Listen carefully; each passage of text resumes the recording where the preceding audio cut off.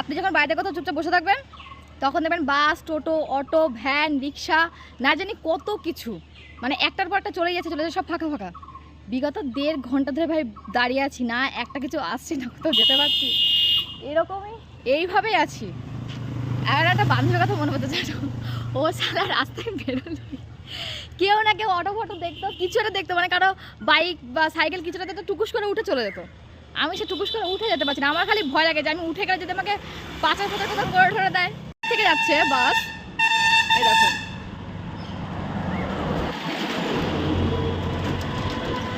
দুটো এই দিকে চলে গেল, মানে আপনি ঠিক যেদিকে যাবেন, সেই দিকের অপোজিটে লোকজন যাবে, অপোজিটে বাস সব চলে আছে, এই দিকের একটা বাসও যাচ্ছে না।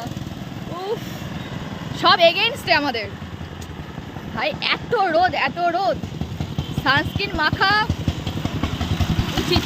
আবার একটা যাচ্ছে দেখো ভাই, এদিকেরটা কেন কিছু যাচ্ছে না, কপাল। আমি বিয়ে করতে গেলে ছেলেগুলো এরকম হয়, বিয়ে করতে গেলে তুমি পাত্র দেখবা তোমারটা বাদে বাদ বাকি সবারটা খুব ভালো, শুধু তোমারটাই একটাই শুধু খারাপ, এরকমই হয়, কপাল।